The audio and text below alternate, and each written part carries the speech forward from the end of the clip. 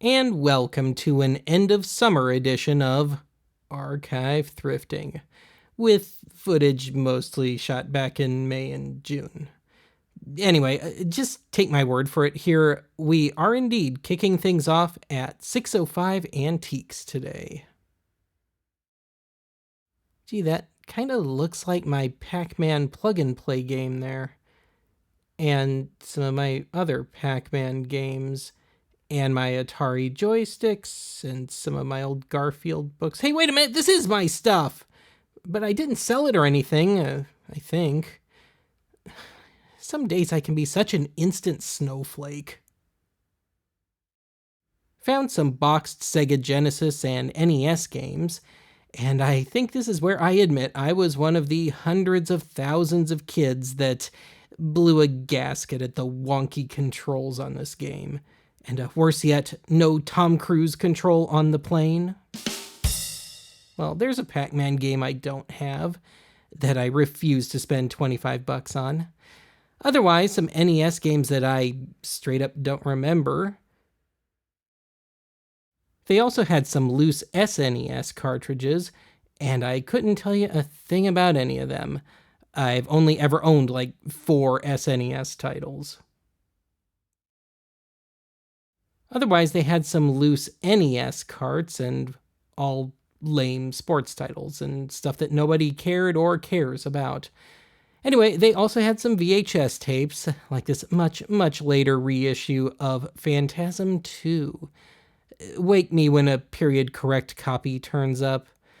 Now, there are some decent enough tapes here, I guess, but certainly nothing I'm willing to pay these prices for, like $10 to $15 a pop.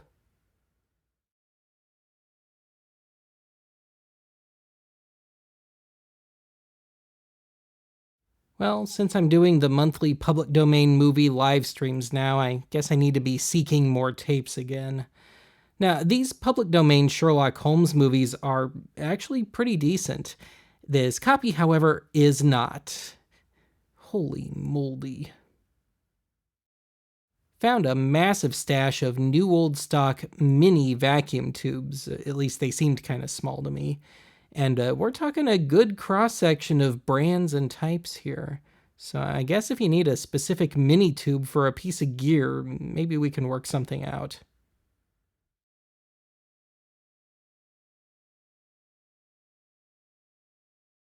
Wait, is that a telephone line tester? I've never actually seen one of these in person before. Yep, it is. But I don't think this guy's been a busy boy in a very long time. Got a few spare cassette deck adapters already, and a bit of a Shango special of a radio there. Ooh, electric home scalping kit! Some more furniture for my imaginary 60s rec room. It just makes me want to crack open a Ballantine, go to Flavor Country, and watch Laugh-In.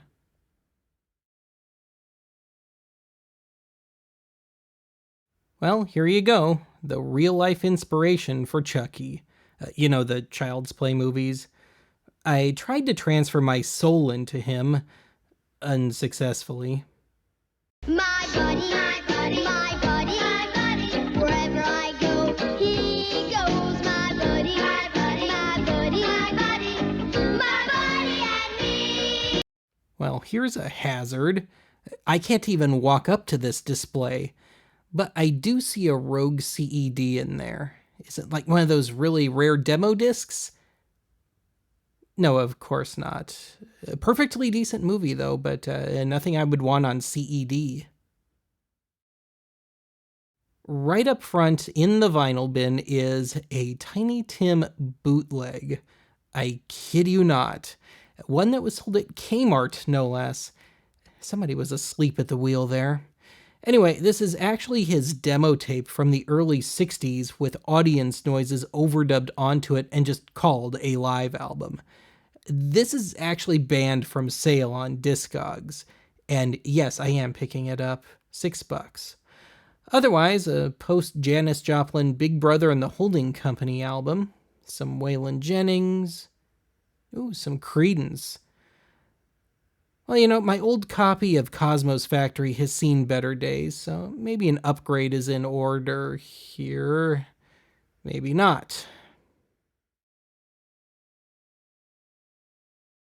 Now, I have been on the hunt for a specific model of the Sony Mega Watchman. These are actual little CRTs with AV inputs and have, I guess, pretty decent AM/FM radios built in. But this is, alas, a black and white model. But I would have absolutely paid $55 for the color version. More portable TVs. Now, I used to have an ultra cheap one, kind of like this, purchased new at the time, and it died on me within a month. Just junk. And then another almost as crappy one next to it. Seriously, these TVs suck.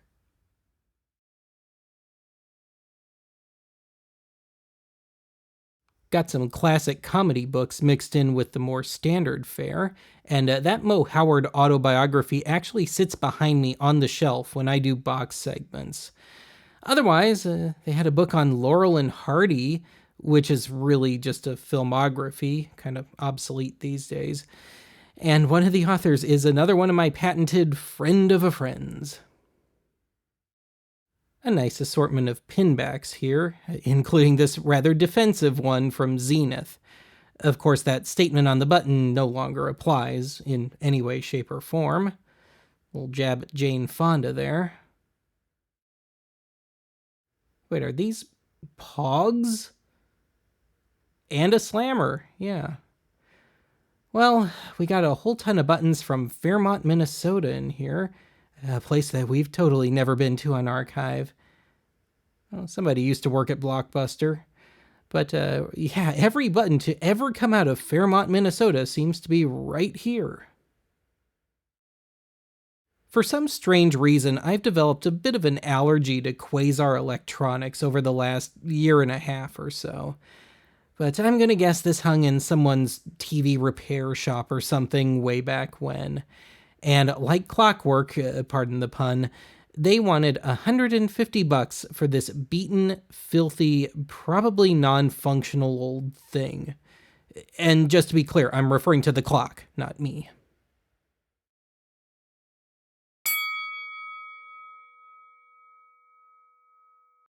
And the final haul from this store consists of one LP. Tiny Tim's Illegitimate with Love and Kisses from Tiny Tim. Concert, but not really, in Fairyland. Sold at Kmart, rather amusingly.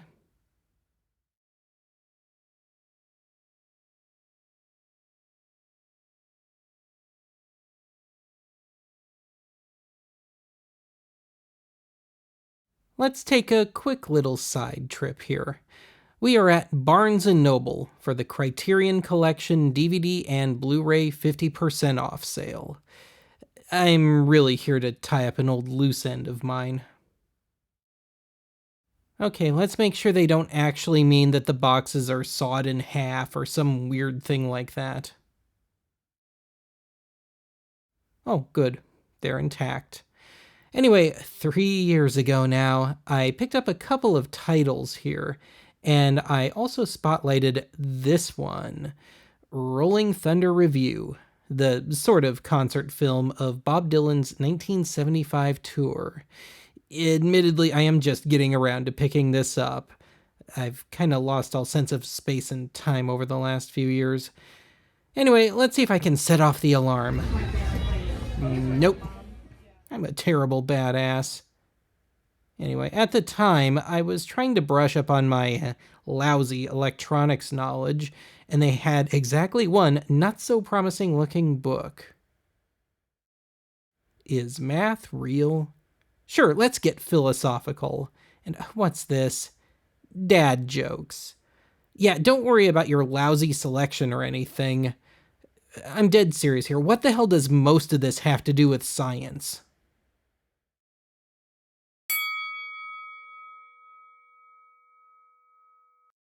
And the haul from this store consists of the one item I came for. Nothing more, nothing less. But I can't get you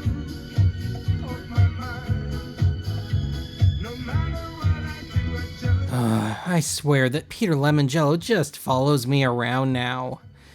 Anyway, on to today's last store, our old standby, Savers.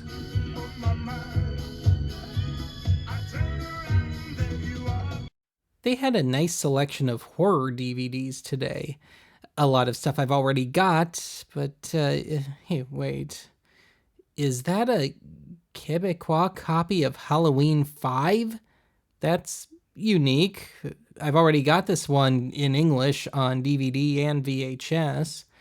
Otherwise, I still haven't acquired the Evil Dead movies, and the condition of this particular disc was representative of them all, at least one deep scratch apiece. In the audio cassettes, featuring Elmo and Patsy. So, who are they getting top billing over?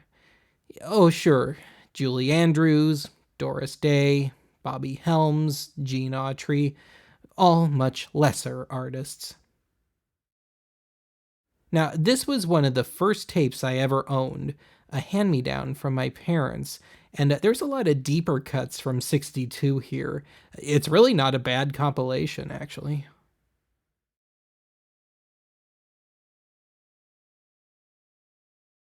Okay, what's this?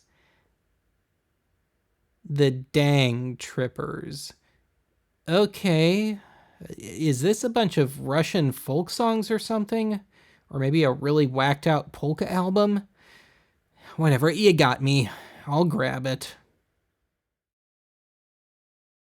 In the VHS, yet another copy of It's a Wonderful Life, from before it got pulled out of the public domain, brought to us by NyQuil and Pepto-Bismol.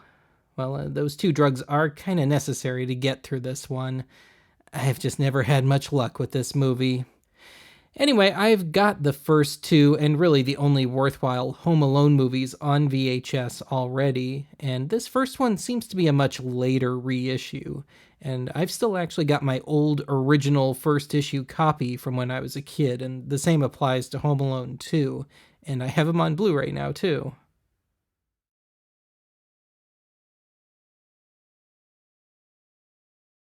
Ooh, kinky. Decidedly less kinky, however, is this Best of Bill Dance tape, purchased at Menards, no less. I think I've got an episode or two of his show on Archive Annex. Mixed in with the usual vinyl suspects today are some kind of later records. Karen White and Moving Pictures. No, not the Rush album. Paula Abdul. Yeah, this is bringing us into the early 90s here. Anyway, don't let this horrid album cover fool you. This is a pretty decent and at times kind of progressive album. If you've got a turntable, give that one a shot, and it's been on CD too, of course. Oh, of course. Now the damn thing turns up. Where were you when I was making that episode? I wound up ordering the CD equivalent, and even that didn't show up in time for the episode. Once upon a time, I would have just about given my left nut for this album. The Left Bank, There's Gonna Be a Storm, which rounds up their two '60s albums and stray non-LP stuff. This used to fetch good money on the collector's market. The albums have long since been reissued, and the stuff on here are mostly remixes, but it's still got a couple of exclusive cuts, and even though I've got the proper reissues, you know what, I'm getting it anyway. Aside from that, we are in full tilt 90s mode here. I feel this sudden urge to drink Zima. Oh, well, mostly 90s. Hey, get your ass out of my shot. Anyway, like clockwork, about 6 months after replacing my old, now deceased bedroom mini stereo, a decent one turns up. Oh well, I'm mostly happy with my present day Denon. Is that a Cordovox amplifier? I thought they only made accordions and cheap organs. Yup, sure is. An amplifier for accordions and organs. Go figure. And wait, are those some kind of serial connectors? Wait, is this sucker digital? Okay, I almost want a Cordavox accordion just to play with this thing now. Almost. I had no idea Brian Wilson wrote an autobiography. This looks kind of old. Hey, wait, is this yes, a Eugene Landy special, of course. And Brian has dementia these days, so I don't think we're ever going to see a proper autobiography. Well, I shot this in June, but they were already busting out the Halloween stuff, which I kind of have mixed feelings about. And I think somebody might have had a skeleton fetish. I'm happy with my McPumpkin pails. Anyway, what's really scary here is not so much the Thanksgiving stuff, but they had some Christmas stuff out already. And worse yet, nothing archive worthy.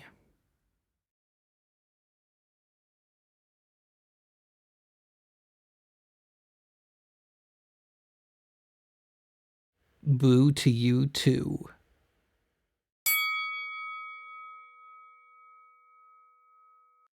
And the haul from this store consists of Days Between Stations by the Dang Trippers, based out of Iowa City, Iowa. Just a little too far away to be a local flavor candidate, but it just looked too interesting to pass up. Otherwise, for the record ripoffs pile, the best of movie music 98, featuring some of the worst of 1998. Then we've got the left bank, There's Gonna Be a Storm, in my collection at long last. And lastly, found off camera, yet another hunting VHS tape. I've got to accrue an episode's worth of funny bits of these things sometime, right?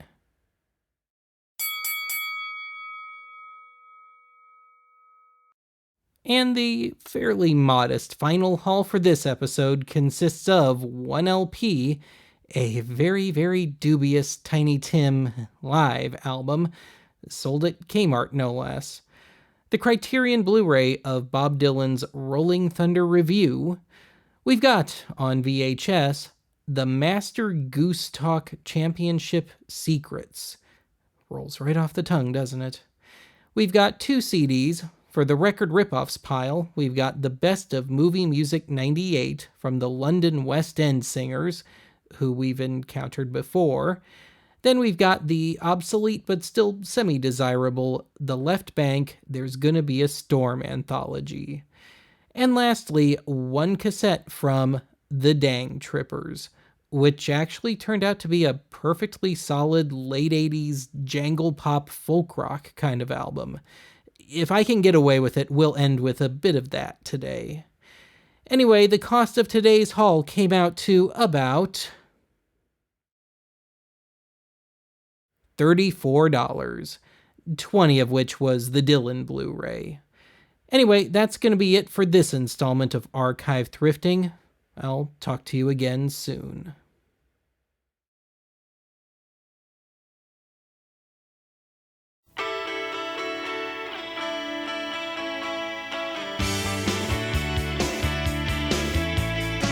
I don't understand what you're trying to say. I've tried to warn you.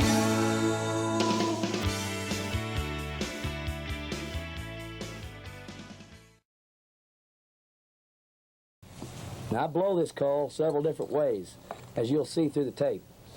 But what I want to talk about first is how you hold the coal. It's very, very important how you hold this coal. You hold the coal with your thumb and your forefinger.